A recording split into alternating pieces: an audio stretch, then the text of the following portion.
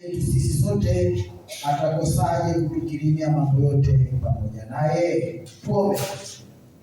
Mungu Baba, katika jina takatifu la Bwana wetu Yesu Kristo, tunamshukuru kwa neema hiyo ambayo Bwana Mungu anatuthibitishia kwamba ulituchagua tangu asili, kwamba ulitujua tangu asili. Nawe Bwana, Mungu, umetuweka sasa mahali hapa ambapo ndipo kwenye kiti chako ili uweze kusema nasi mchana huu wa leo.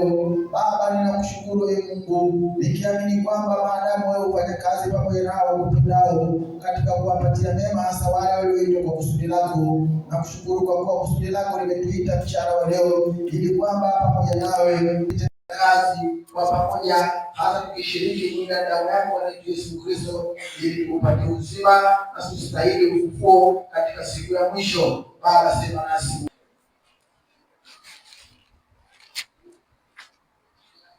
Ishi kwenye asili yako. Ishi kwenye asili yako. Neno la Mungu linasema katika waraka wa Paulo mtume kwa Warumi sura ya 8 mstari wa 28 mpaka wa 32, ambalo umelisikia hapa hivi punde, linahitaji ufahamu kwamba Mungu alikuchagua tangu asili. Kwa nini? Kwa kuwa alikujua tangu asili. Na alikuchagua kwa kuwa alikujua tangu asili. Alikujuaje? Na alikujuaje? Neno la Mungu linasema alikuchagua tangu asili ili uwe mfano, ufananishwe na mfano wa mwana wake, ili yeye awe mzaliwa wa kwanza miongoni mwa ndugu wengi. Bwana asifiwe.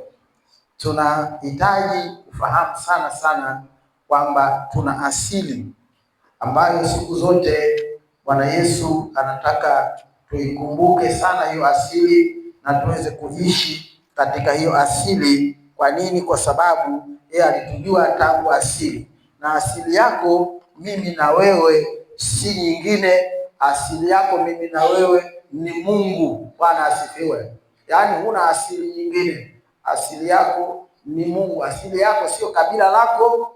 Asili yako sio ukoo wako. Asili yako sio familia yako, bali asili yako ni Mungu. Na kwa kuwa Mungu alikujua tangu mwanzo, akakuchagua tangu mwanzo, alikujua tangu asili, akakujua tangu asili, anahitaji Mungu akuone ukiishi kwenye asili yako, asili ambayo ameanzisha ndani yako kutoka siku alipomtoa mwanawe wa pekee ili aweze kukununua, na amemtoa hivyo ili ufanane naye, yeye akiwa mzaliwa wa kwanza wa ndugu wengi. Sisi tu ndugu katika Kristo. Ndio sababu neno la Mungu linatuambia inapendeza kama nini sisi ndugu tukae pamoja kwa umoja. Kwa nini? Kwa kuwa humo katika umoja wetu wa ndugu kuna baraka na uzima.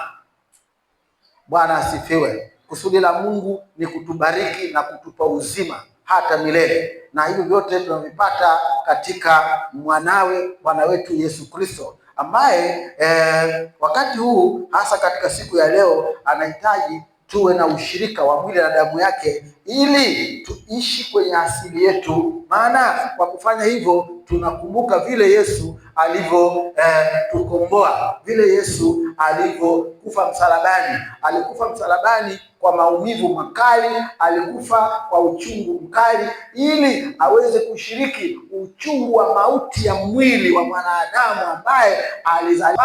Mwili bado unashikwa na tamaa ya macho, tamaa ya mwili na kiburi cha uzima. Ndio sababu unatakiwa uende ukapate mateso, ushiriki mauti, ili kwamba Kristo Yesu kwa wale waliozaliwa mara ya pili aweze kuwafufua siku ya mwisho. Na Bwana Yesu anasema kwamba aulaye mwili wangu na kunywa damu yangu, huyo ana uzima wa milele. Na umeumbwa, lakini asili yako ni Mungu aliyesema na tuumbe mtu kwa mfano wetu. Mungu alipoumba wanyama na ndege na kila kiumbe hakuwapulizia pumzi ya uhai. Walikuwa hai tu, alitamka wakaonekana wakiwa hai, lakini kwako wewe na mimi, Mungu ilibidi aitoe pumzi yake mwenyewe. Kwa nini? Kwa sababu neno la Mungu katika Injili ya Yohana sura ya 1 mstari wa 1 nasemaje? Hapo mwanzo kulikuwako neno, naye neno alikuwako kwa Mungu, naye neno alikuwa Mungu. Bwana asifiwe. Sasa katika mstari wa 12 nafikiri wa Injili ya Yohana, katika mstari wa 12 nadhani amesema kwamba amekuja kwa walio wake. Anasema amekuja kwa walio wake, kitu kama hiki. Anasema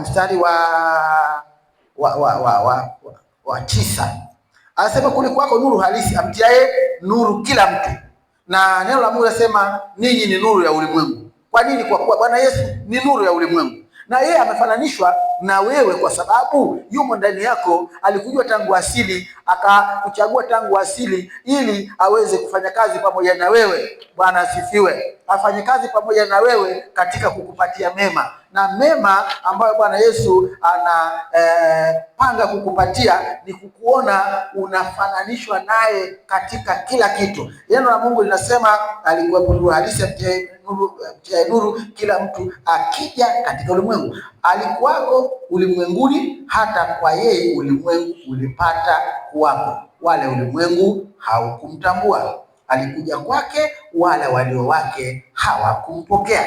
Bwana asifiwe. Neno la Mungu linasema Bwana Yesu alikuwepo kwa Mungu, naye alikuwa Mungu. Alikuwa wakati wa uumbaji wa ulimwengu, maana ulimwengu haukuweza kuwepo. Yeye ndio aliyeufanya ulimwengu uwepo, ndio aliyeuumba.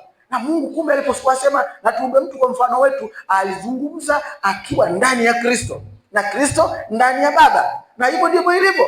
Bwana Yesu anasema ili umoja wetu uwe na nguvu kama kanisa, ni sharti tuwe ndani ya Kristo na Kristo ndani ya Baba. Sisi tukiwa ndani yao, basi tutakuwa tunaishi kwenye asili yetu. Maana hatukuzaliwa kwa mbegu ya iharibikayo, mbegu ya mwanadamu. Hiyo mbegu ya mwanadamu iliyotuzaa inaharibika. Kwa nini? Kwa sababu siku moja mwili huu uliozaliwa na mwanadamu utakufa, utazikwa. Bwana asifiwe. Lakini mwili wa roho uliotuzaa kwa neno la Mungu ambalo tunaliamini, ambalo ni Bwana Yesu mwenyewe, mwili huo haufi, unaishi milele. Neno la Mungu linasema naye alikuwa kwa Mungu, alikuwa Mungu. Sasa alipokuja kwa walio wake hawakumpokea. Wewe kwa neema umempokea kwa kuwa umetambua kwamba wewe ni wake. Asili yako ni sharti uijue. Umekuwa wa Kristo kwa namna gani?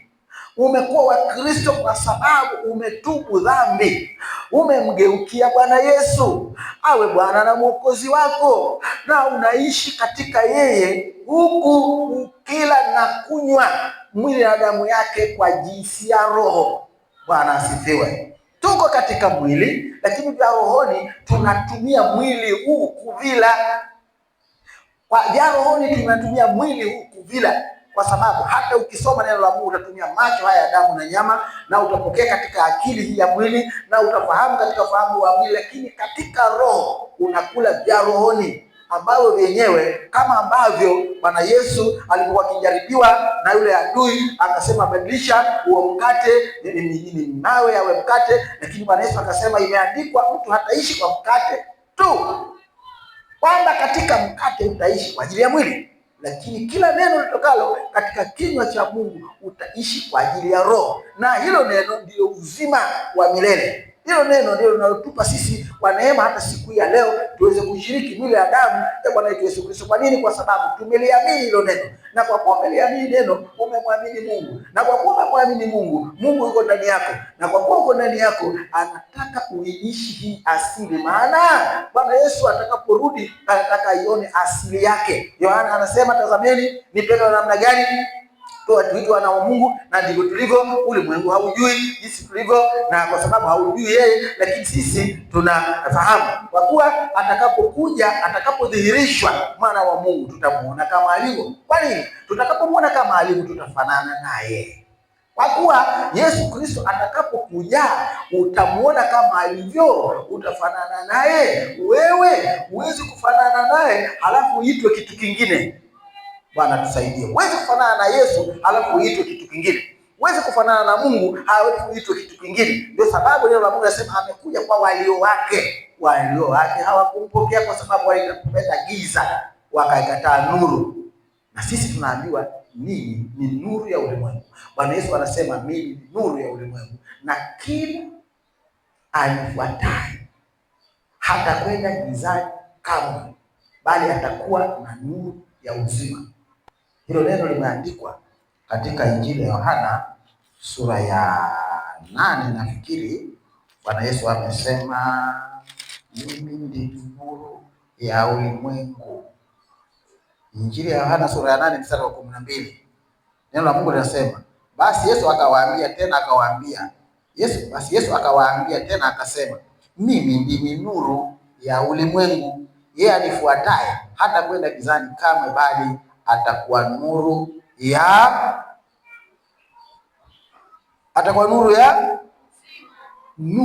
ya uzima. Bwana asifiwe. Hebu tutafakari kidogo hii kitu kinachoitwa nuru ya uzima.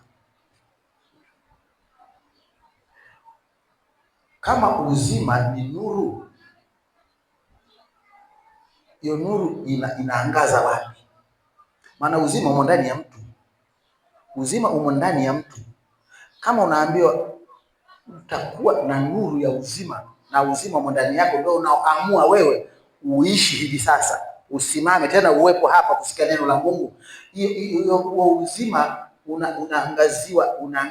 unaangazaje ndani yako? Ni sharti uangaze kuondoa giza.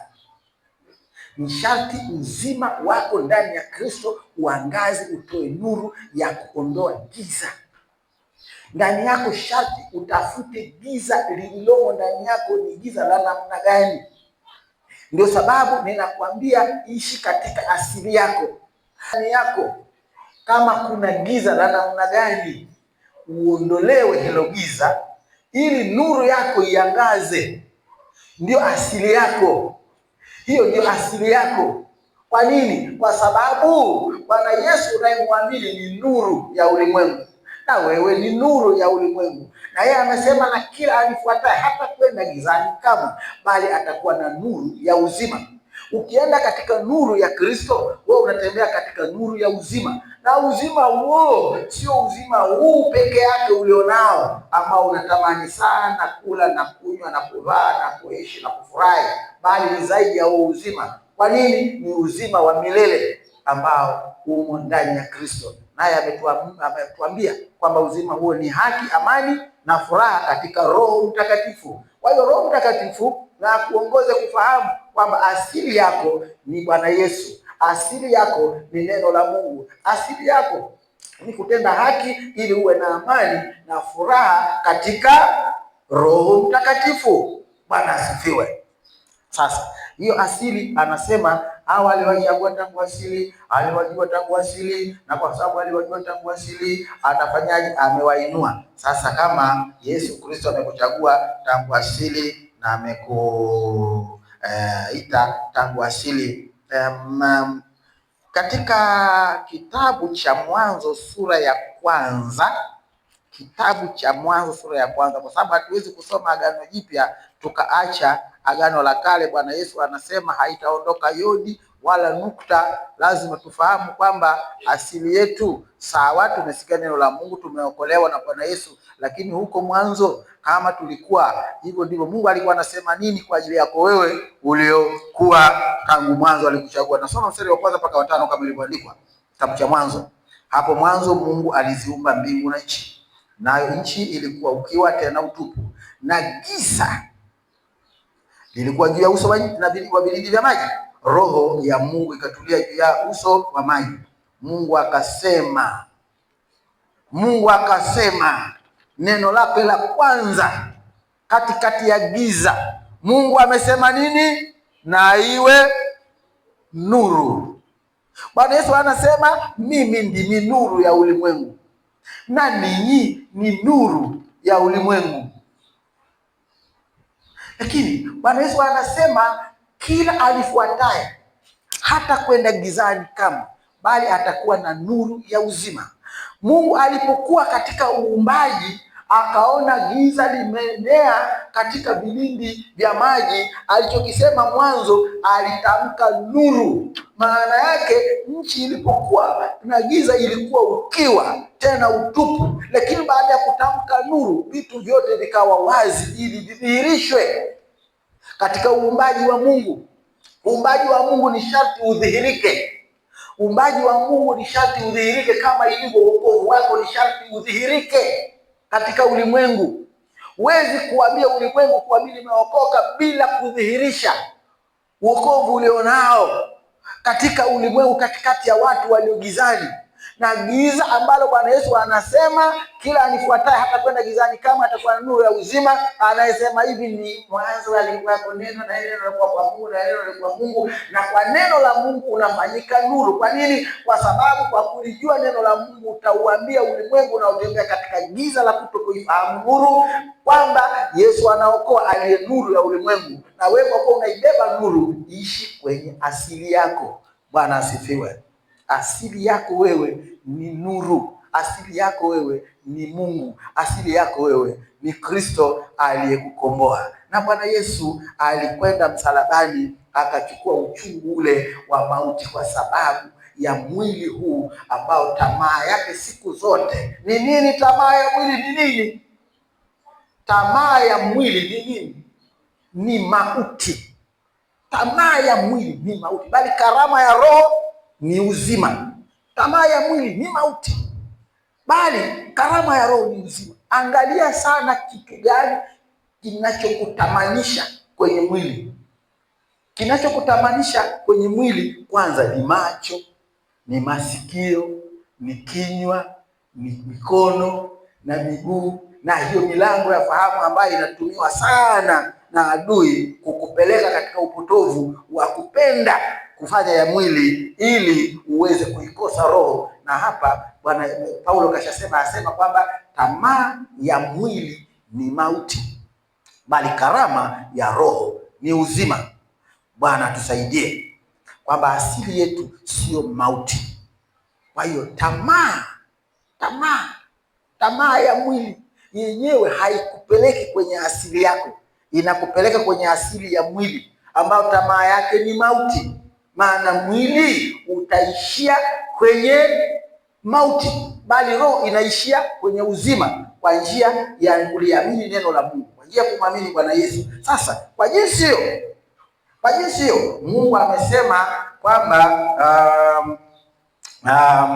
katika kitabu hiki cha Mwanzo sura ya kwanza mstari wa 26 neno la Mungu linasema, Mungu akasema, mstari wa 26 kitabu cha Mwanzo sura ya kwanza, Mungu akasema, na tumfanye mtu kwa mfano wetu, kwa sura yetu, wakatawale samaki wa baharini na ndege wa angani na wanyama wa nchi yote, pia na kila chenye kutambaa kitambaacho juu ya nchi.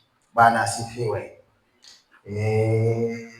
Mungu anasema na tufanye mtu kwa mfano wetu na kwa sura yetu.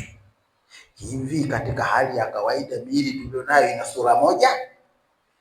Miili tulionayo ndugu zangu hakuna hata. Mimi nakwambia Wachina si wanasema wamefanana, wale Wachina wana kimo kimoja, vimacho viko kama vile, lakini Wachina hawafanani.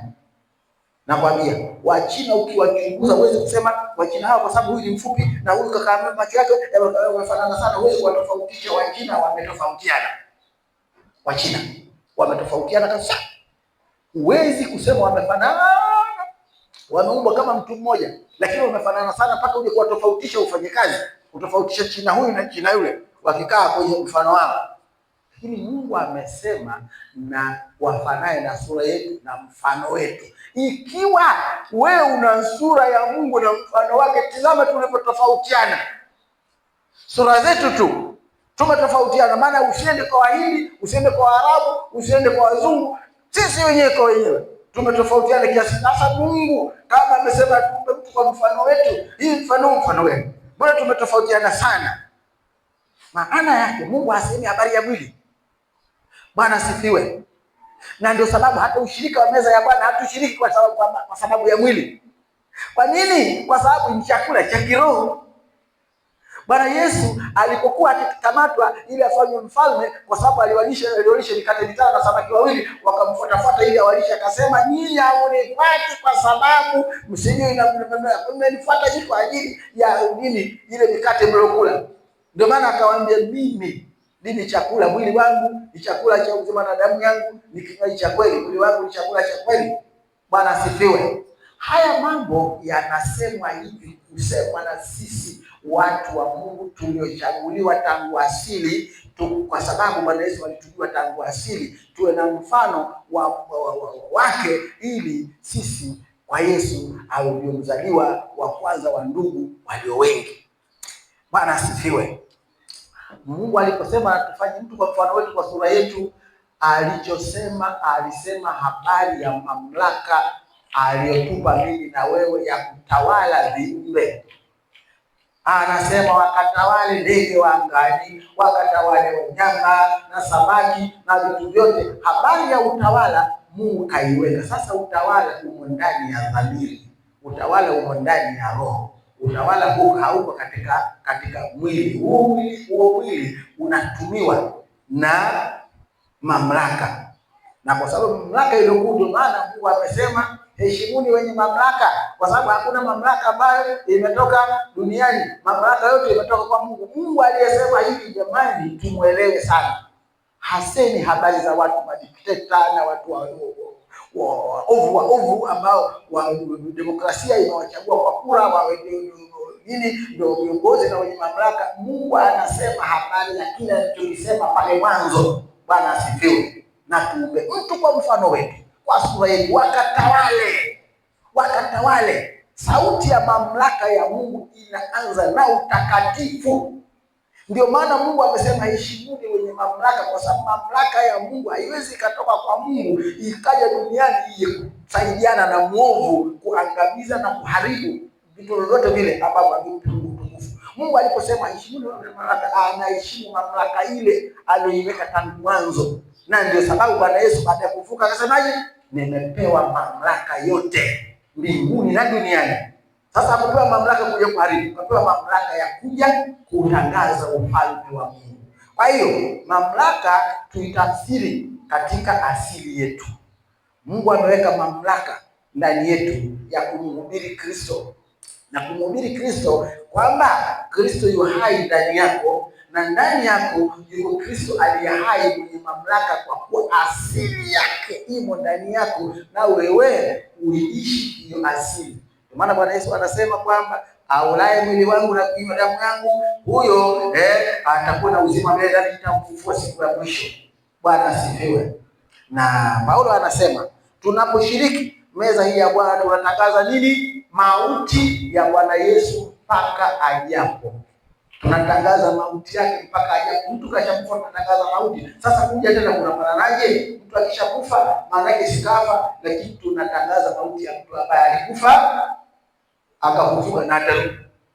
Sasa sisi tuko ndani yake na yeye yuko ndani yetu, na kwa ajili hiyo ndio sababu sisi tunaendelea tu kushiriki fumbo ile la imani, kwa sababu Yesu anataka ayaone haya yakifanyika, anataka aone ibada hii ikifanyika.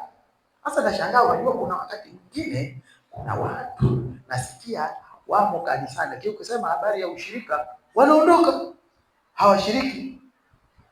Unaondoka.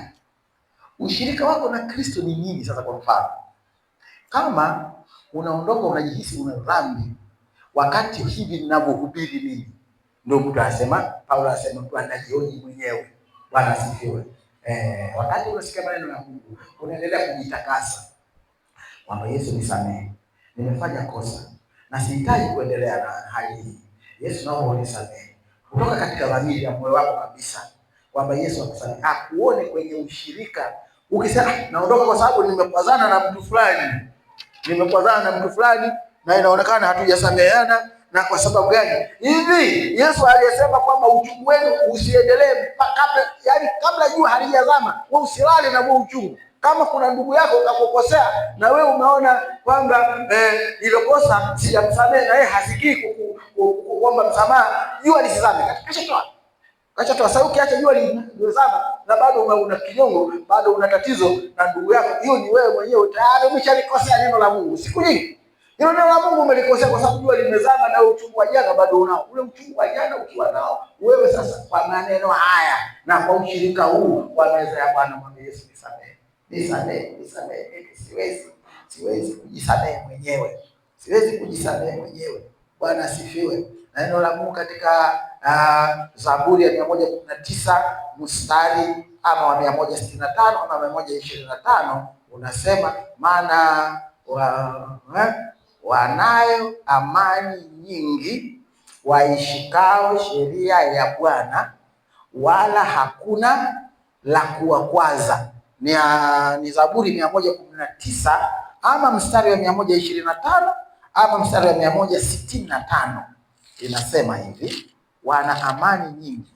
Kama si 165 basi ni 125. Zaburi ya 119, Zaburi ya 119 mstari wa 165 inasema hivi, wana amani nyingi waipendao sheria yako, wala hawana la kuwakwaza.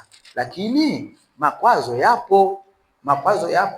Mtu anakwaruzana na wanawe, anakwaruzana na mke wake, anakwaruzana na wazazi wake, anakwaruzana na ndugu yake, anakwaruzana na mshirika mwenzake. Lakini Yesu anasema kwamba msiache huo uchungu mpaka jua likazama. Lakini sasa angalia, watu wa Mungu, ninyi mliookoka, mnashika uchungu, mnashika kutokusamehe. Na Yesu kashasema katika Injili ya Mathayo sura ya 5 alipoambiwa sura 6, tusaidie, fundishe kusali. Bwana Yesu, maana Yohana naye anafundisha watu wake kusali, sisi tufundishe. Akaenda mwisho akasemaje? Msipowasamehe watu maovu yao, wala Baba yenu wa mbinguni hata wasameheni.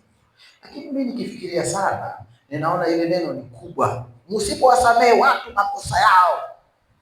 Unajua, unaweza ukawazwa na mtu ukafikiri kwamba unahitaji kumsamehe, lakini wale yule mtu hajakukosea.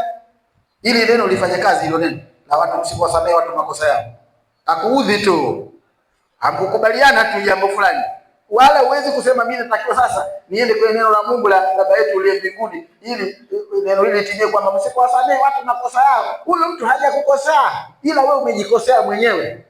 Hajakukosea. Inawezekana saa nyingine akakwambia mtu, kakwambia ukweli tu kwamba hiyo unachokifanya sio. Wewe utaniambiaje ukweli? Wewe kama nani? Ukaondoka. Wala hajakukosea yule. Hata useme kwamba nisipowasamehe watu makosa yao, wala Baba mbinguni hatawasamehe. Wewe umejikosea mwenyewe. Tubu mwenyewe na nafsi yako. Mwambie, nimejikosea, nafsi yangu nimekusujudia haki. Bwana Yesu, nimeruhusu makwazo ambayo hayana umuhimu wote katika maisha yangu. Ninaomba nishiriki ushirika huu mtakatifu nikiwa safi, nikiwa na amani katika neno lako la Zaburi 119 na mstari wa 165 liko hai, nalo linasema, wanayo amani nyingi, wanayo amani tele, waishikao sheria yako Mungu, wala hawana la kuwakwaza. Kwa nini? Kwa sababu katika Injili ya Mathayo sura ya 14, Injili ya Mathayo sura ya 14, Injili ya Mathayo sura ya 5, Injili ya Mathayo sura ya 5, ninasoma mstari wa 14 mpaka 16. Neno la Mungu linasema, ninyi kule kwa Yohana, Bwana Yesu anasemaje? Mimi ni nuru ya ulimwengu, na kila anifuataye hata kwenda gizani kamwe, bali atakuwa na nuru ya uzima. Katika Injili ya Mathayo sura ya 5 mstari wa 14 mpaka 16, neno la Mungu linasema, ninyi ni nuru ya ulimwengu. Mji hauwezi kusitirika ukiwa juu ya mlima, wala watu hawawashi taa na kuiweka chini ya pishi, bali juu ya kiango, nayo yawaangaza wote waliomo nyumbani. Vivyo hivyo nuru yenu na iangaze mbele ya watu, wapate kuyaona matendo yenu mema, wamtukuze Baba yenu aliye mbinguni. Bwana asifiwe. Bwana Yesu aliposema mimi ni nuru ya ulimwengu, anasema habari ya wale wamfuatao. Hawatakwenda gizani, bali watakuwa na nuru ya uzima. Ni habari ya kwako wewe. kuwa wewe ni nuru. Angalia sharti lako ili uwe nuru, ufananishwe na ile nuru aliyosema Bwana Yesu kwamba ukimfuata yeye utakwenda gizani. Unamfuataje? Kwamba wewe kama ni nuru ya ulimwengu, basi wewe kama nuru ya ulimwengu ufahamu kwamba uko juu ya mlima. Watu wote wanapotembea wanakuona wewe ukiwa juu, huwezi kujificha. Hakuna mtu ambaye anasema mimi nimeokoka halafu ajifiche. Huwezi kusema nimeokoka halafu ujifiche kwa maneno yako, kwa matendo yako, ujifiche ili basi baadaye watu waje kusikia tu kwamba yule naye msimuone vile anavyotukana kikaokoka yule. Msimuone vile anafanya zuri mara kikaokoka yule.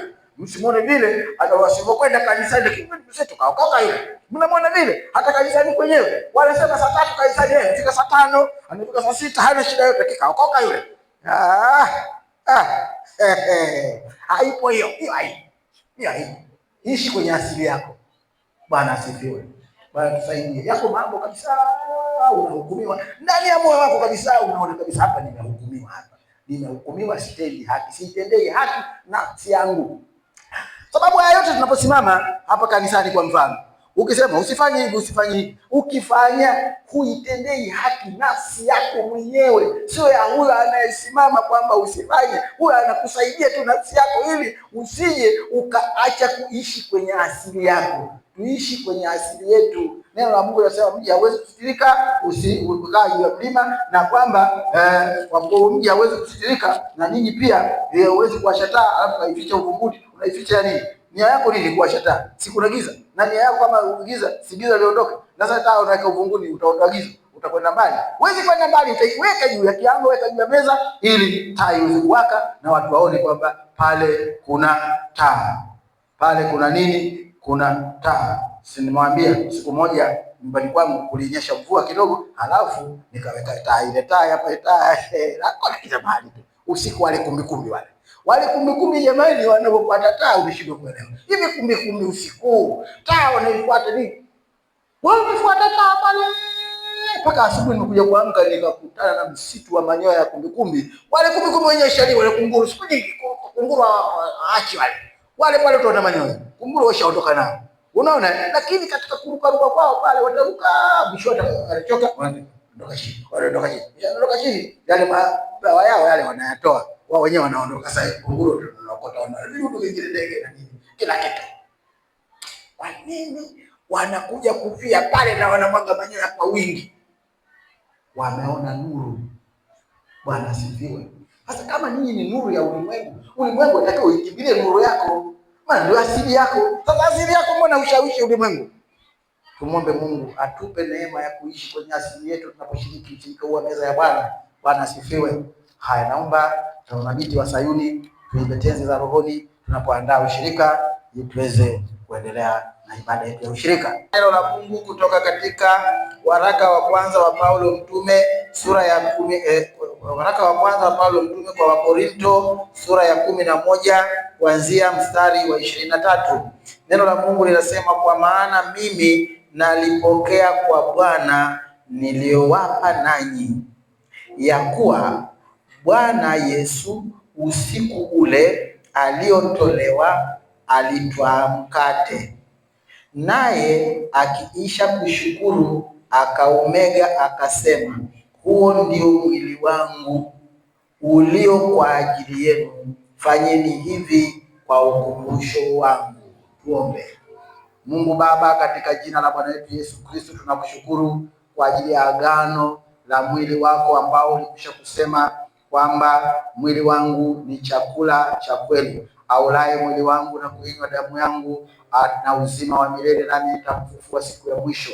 Tunakushukuru Mungu kwa sababu tunaposhiriki mwili na damu yako Bwana Yesu tunatangaza mauti yako. Na sasa Baba, ninaomba Mungu, mkate huu ambao ulikwisha utoa wewe mwenyewe ukasema huo ni mwili wangu, ndio mwili wangu utakaotolewa ulio kwa ajili yenu, fanyeni hivi kwa ukumbusho wangu. Tunakushukuru kwa kuwa umetupa neema ya kufanya hili kwa ukumbusho wako. Tunaomba bariki, ponya mkate huu ili tunapokwenda kuushiriki tupate uzima mpya ndani yako Kristo Yesu. ili kwamba uweze kuendelea kujifananisha nasi na tufanane nawe, tukiwa na sura na mfano wako kwa maisha yetu ya kiroho, ukituepusha na kila aina ya tamaa ya macho, tamaa ya mwili na kiburi cha uzima. Zaidi ya hayo, tunaomba mwili wako ujaze hofu yako ndani yetu, ili tutembee katika dhamiri safi, tukikutukuza wewe Bwana kama nuru iwakayo na kama taa iwakayo kwa juu ya kiango, isisitirike, bali Bwana watu waione nuru ya maisha yetu kupitia katika tangazo hili na kushiriki mwili wako, nao wakujie wewe Mungu, katika jina la Yesu, amen. Na vivi hivi baada ya kula akakitwaa kikombe, akisema, kikombe hiki ni agano jipya katika damu yangu, fanyeni hivi kila mnywapo kwa ukumbusho wangu. Tuombe.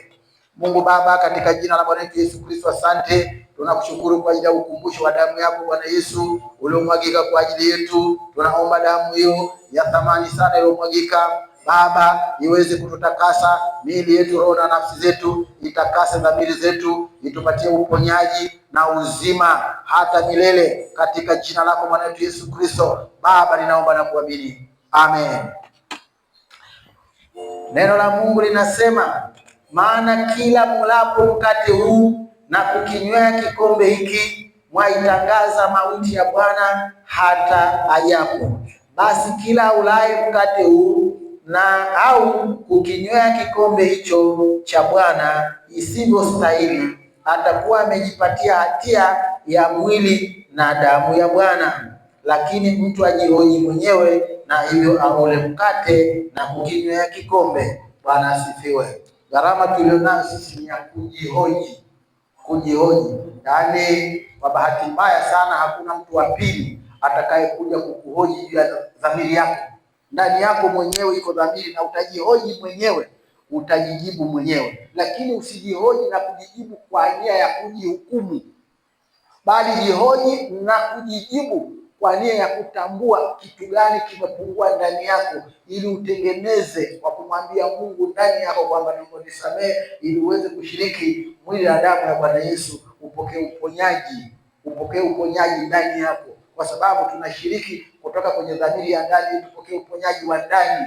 Uponyaji wa mwili sisi tunautafuta sana mahospitalini humu. Nakwenda kupima, nimegundulika na malaria, nimeandikwa sindano 5, nimeandikwa sindano za masaa. Wao uponyaji wa nini? Wa mwili. Kwa nini wanaugundua uponyaji matatizo haya? Madaktari ambao wanapima damu, hii damu ambayo ni damu tu yenyewe iko kwenye nyama hii ya mwili, wakigundua hitilafu wanatafuta vidonge na sindano, basi unapona. Lakini dhamiri yako ambayo inakupa kula na kunywa dawa hii ya roho yenyewe, uponyaji umo ndani yako, uzima umo ndani yako. Kama mauti haiwezi kawa ndani yako, kwa sababu Bwana Yesu ndiye alishakufa kwa ajili yako wewe, na ndio sababu anasema unaposhiriki unatangaza mauti yake.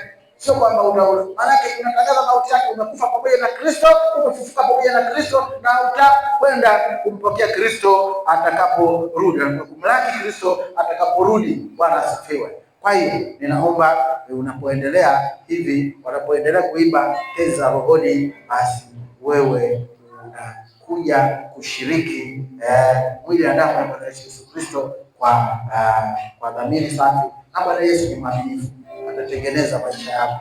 Tunafanya kitendo cha imani sana, na Bwana Yesu anasema imani ni kuwa na hakika ya mambo yatarajiwayo na bayana ya mambo yasiyoonekana. Hatumuoni Bwana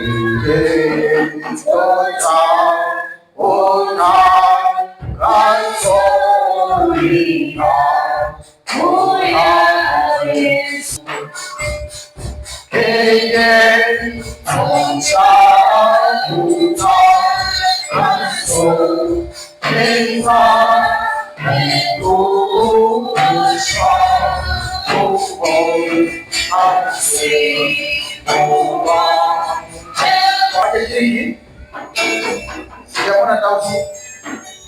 Wameshakuja walimu watoto.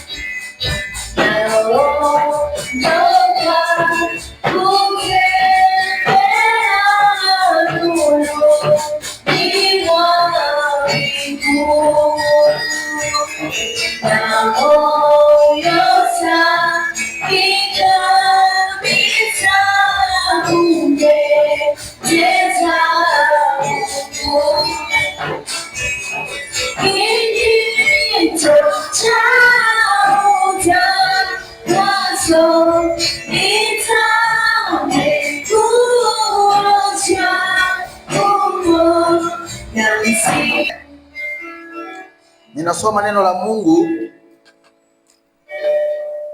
kutoka katika Injili ya Yohana sura ya 5 mstari wa 14 na wa 15. Neno la Mungu linasema, baada ya hayo Yesu akamkuta ndani ya hekalu, akamwambia, angalia, umekuwa mzima, usitende dhambi tena, lisije likakupata jambo lililo baya zaidi. Yule mtu akaenda zake, akawapasha habari Wayahudi ya kwamba ni Yesu aliyemfanya kuwa mzima. Bwana asifiwe.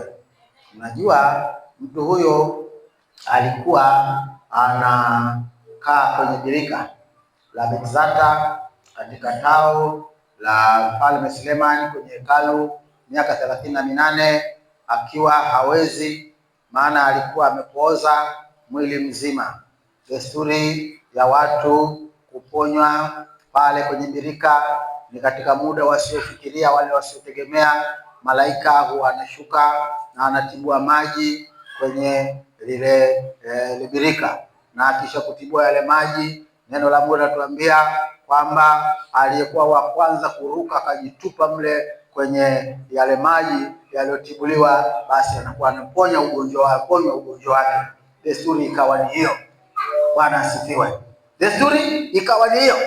Miaka 38 yuko pale, desturi imemshinda.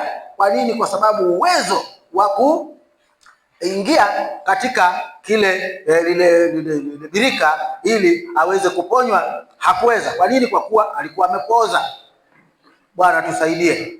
Lakini Bwana Yesu alipokuja alimuondoa kwenye desturi, kwa sababu uponyaji wake haukutegemea desturi tena ya kwamba ajichovye kwenye lile birika ili awe mzima, bali ilikuwa ni kuliamini neno la Mungu ya kwamba jitwike godoro lako uende. Bwana asifiwe. Tunashiriki mwili na damu ya Bwana wetu Yesu Kristo kwa imani, na wewe umejitwika godoro lako uende ukawe nuru ya ulimwengu. Angalia, usishiriki ushirika wa meza ya Bwana kwa desturi, isije ikaonekana kwamba unabaki kwenye birika bila kufahamu kusudi la Mungu la kushiriki kwetu huo ushirika mtakatifu. Huyo mtu alipoondoka, watu wakaona kwamba hata siku moja pale kwenye lile birika hawakumwona akijitupa na kwenda kuingia mle maji alipotibuliwa ili awe mzima. Hawakumwona, ila walimwona tu uko nje akiwa mzima. wakati desturi inawaambia waliokuwa wazima hawakuwa na sababu yote ya kuulizwa, maana walijua tu kwamba huyu kawa mzima kwa sababu amewahi maji alipotibuliwa, alipotumbukia, basi leo ndio huyo, sio kiwete tena wala sio kipofu tena, amepona. Sasa huyu mbona hatakuwahi kupona akiwa ametumbukia mle, lakini mzima alijitoka godoro kaondoka, imekuwa kwaje? Bwana Yesu alipomwona akasema, angalia, usishiriki ushirika wa meza ya Bwana kwa desturi, bali shiriki wa ushirika kwa kuwa umekutana na neno la Mungu limekuponya, na umeshiriki kwa imani kwa kumwamini Yesu. Ni sharti uishi kwenye asili yako. Bwana asifiwe. Naomba tuombe sasa ili tuweze kumwambia Mungu asante kwa ajili ya huo ushirika wa meza ya Bwana. Tuombe. Mungu Baba, katika jina la Yesu tunakushukuru, tumeshiriki ushirika huo mtakatifu wa mwili na damu yako. Bwana Yesu, tunaamini kabisa ya kwamba tufanye hivi kwa desturi, bali kwa kuwa wewe Bwana uliotuchagua tangu asili, ukatuita tangu asili, umetuchagua ili tufananishwe na mfano wako, wewe uliye nuru ya ulimwengu, ambao umesema kila anayekufuata hata kwenda gizani kamwe, bali atakuwa na nuru ya uzima. Na sisi ulipotuambia tu nuru ya ulimwengu, umesema tusikae uvunguni tukaishi kwa desturi, bali tukae juu ya kiango, na tunapokaa juu ya kiango nuru yetu na iangaze ulimwengu upate kukuona. Asante Mfalme, kwetu sote ambao tumeshiriki ushirika huu, ninaomba mabadiliko, ninaomba uponyaji, ninaomba furaha na haki yako na Mungu na amani yako itupe furaha katika Roho Mtakatifu tunapoanza upya wakati huu wa mwaka unaoendelea. Tunaomba Bwana Mungu tujalie uzima, afya na nguvu ili tuweze kutembea katika kusudi lako. Ni katika jina la Bwana Yesu Kristo tunaomba. Amen. Karibu tusikie matangazo.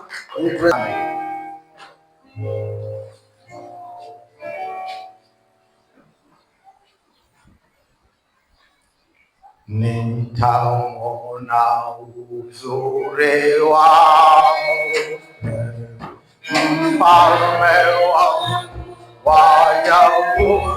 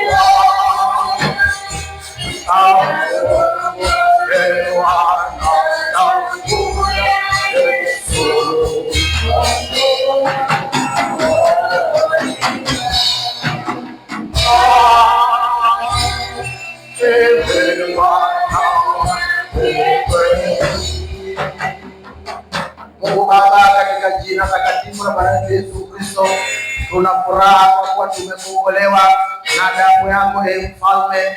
Tuna furaha kwa kuwa tutauona uzuri wako, ewe Mfalme wetu wa ajabu, uliotupa kushiriki mwili na damu yako siku ya leo katika ibada ya baraka, na kwamba Bwana umetukumbusha asili yetu ya kwamba hatukuzaliwa Mungu kwa mbegu iharibikayo, bali tumezaliwa kwa mbegu isiyoharibika, ambayo ni neno lako lililokuwa tangu mwanzo. Wewe uliotuchagua tangu asili, ukatuita kwa kuwa ulitujua tangu asili, ili uweze kutenda kazi pamoja nasi katika kutupatia mema. Tunatamani kuona hayo Mungu yakithibitika katika maisha yetu ya kila siku katika kanisa. Libarikiwe jina lako Mungu kwa ajili Mungu ya ibada hii ya baraka ambayo Bwana Mungu umeithibitisha tangu tulipoingia mahali hapa. Bwana wangu na Mungu wangu, asante kwa ajili ya huduma zote zilizofanyika. Ninamshukuru Mungu kwa ajili ya Morning Glory. Ninamshukuru Mungu kwa ajili ya Sunday School. Asante kwa ajili ya uimbaji wote. Baba, asante Mungu kwa ajili ya mafundisho ya neno lako na ujumbe wa mchana wa leo. Mungu wangu na Mwokozi wangu, asante kwa ajili ya sadaka na changizo ambazo zimetolewa mahali hapa ili kujenga ufalme wako. Baba, ninayakabidhi yote mikononi mwako Mfalme, nikiamini kwamba Bwana, haya Mungu uliotuwekea katika siku ya leo kupitia ibada hii, Mungu wangu na Mwokozi wangu, tazama sasa Bwana, tunapojikabidhi mikononi mwako kipekee kabisa, na wakabidhi vijana hao wanaosafiri kuanzia siku ya kesho. Asante kwa ile Crispin Mramba, asante kwa ile Bitian Wanjala ambao watakwenda huko mikoani. Baba, ninaomba watangulie na huko wakafanyike baraka. Baba, wapate kurudi kwa salama. Asante kwa ile wazazi wao ambao wanasikia hali ya udhaifu. Baba, ninaomba uponyaji wako kwa ajili yao. Ee Mungu mwenye nguvu, katika jina la Yesu. Pia Bwana, kwa ajili ya wale wote ambao wanapita katika hali ya udhaifu, ninaomba waguse kwa mkono wako, Mungu wangu na Mwokozi wangu. Baba, niseme nini? Bali nakushukuru kwa maana umekwisha kusema kila kufuataye hata kwenda gizani kwa mwanzo kamwe, bali atakuwa na nuru ya uzima. Tazama, tumekufuata Mfalme, tunatamani kukuona wewe Bwana, uliye nuru ya uzima wetu, tujalie nuru ya uzima wa kimwili na kiroho, ili Baba, kila tunapoingia na kutoka mahali hapa, kama ambavyo ilikuwa leo hivi, umetushirikisha mwili na damu yako, na kwamba Bwana unaendelea kutushirikisha kutangaza mauti yako atakapokuja. Tupe ujasiri wa kufanyika nuru katika ulimwengu, ili mfano wa taa iliyowekwa juu ya kiangu tuangaze Mungu kwa mataifa, kwa njia ya maneno yetu, matendo yetu na mwenendo wetu. Baba, kwa ajili ya hayo utukuzwe wewe Mungu. Tazama sasa Baba Mungu, tunatawanyika baada ya mambo yote, tunaomba tawanyika nasi Mfalme, tunapotafakari ili tuweze kurudi tena mahali hapa kadri ya utaratibu na mapatano tuliyopanga kuanzia siku ya kesho ya vijana, mafundisho ya neno lako, wanawake watumishi wa Kristo, waimbaji, kanisa kwa maombi, na yale yote ambayo yatafanyika tena mahali hapa tunapokutana katika siku ya kwanza ya juma. Baba, niseme nini? Ninaomba wabariki wanafunzi, wabariki wafanyakazi, wabariki wafanyabiashara, wabariki wajasiriamali na watumishi wako kuwa na ujira kutoka hapo Bwana Mungu wa Israeli, mfalme wa mbingu na nchi, ukawaonekanie wanapoingia na kutoka, wakuone Bwana, ukiwatangulia katika mambo yote. Na libarikiwe jina lako Mungu mwenye nguvu, ni katika jina takatifu la Bwana wetu Yesu Kristo ninaomba na kuamini, tuseme amen.